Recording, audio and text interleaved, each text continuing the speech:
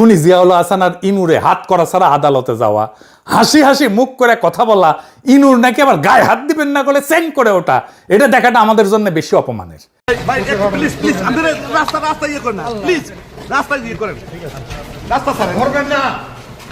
এইগুলা থেকে যেন আমাদের নজর সইরা যায়, তাই এইগুলারে নামানো হয়েছে, এই মাতারিগুলারে নামানো হয়েছে। এই 2 বছর যা হয়েছে বিচারের নামে, এটা হইতেছে বিচার শুরু হয়েছে, চার্জ গঠন হয়েছে, কিছু রায় হয়েছে সামান্য, প্রায় 192 জন প্রভাবশালী ব্যক্তি জেলে, কিন্তু এখনো পর্যন্ত হাতে গোনা কয়েকজনের বিচার সম্পন্ন হয়েছে।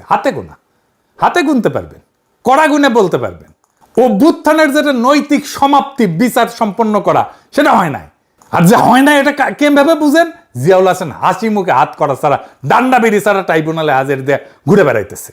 এই একটা দৃশ্য এই টাউনের যে কোনো ফেসবুক স্ট্যাটাসে 1000 গুণ বেশি অপমানজনক আমাদের জন্য।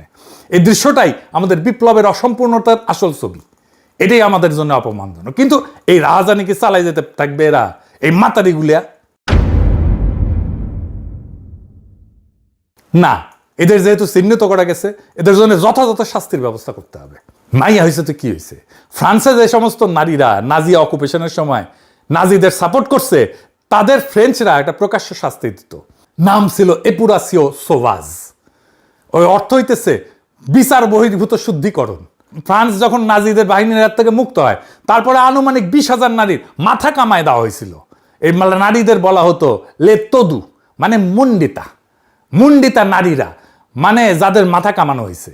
এই ঘটনাগুলো ছিল প্রকাশ্য, জনতা জড়ো হয়ে আর নারীদের দেখতো, টিটকারি দিত, তারপরে গোটা এলাকায় ভেতর দিয়ে হাঁটায় নিয়ে যাওয়া হয়তো, পাশায় চাপ গাইতে নিয়ে যেত, গরম লোহা দিয়ে শরীরে স্বস্তিকা চিহ্ন আইকা দিয়ে দেওয়া হইতো, কাউকে মেরে ফেলা হইতো, মারতে মেরে ফেলা হইতো। আমরা শাওন অ্যান্ড গংকে এইভাবে ফ্রান্স তরিকায় শাস্তি দিব, নো মার্সি, কোনো ক্ষমা নাই। আপনি প্রতিশোধ নেন নাই, কোনো লাভ হয়েছে? লাভ হয় নাই। শাওন অ্যান্ড গংকে ঠিক একই ফ্রেঞ্চ তরিকার ট্রিটমেন্ট দিতে হবে। পশ্চিমারা এসে যদি বলে এইসব কি করতেছো, আমরা কুমুদ তোমাদের দেখে শিখেছি, তোমরা কেমনে ডিল করছো ফ্যাসিস্টদের সহযোগিতায় আমরা দেখি নাই, দুনিয়া দেখে নাই। সারা দুনিয়া এইভাবে করে ডিল, ওদের সাথে মানুষের মতো আচরণ করছেন তো মরছেন। সবাইরে করতে হবে না, মারা কয়েকটারে করেন। র আর রিক্রুটমেন্টের জন্য মাতারি খুঁজে পাবে না সারা বাংলাদেশে 100 বছর ধইরা। তৈরি থেকে বিপ্লবী মুহূর্ত আবার আসবে, শীঘ্রই আসবে, মিস যেন না হয় একটা মাতারিও।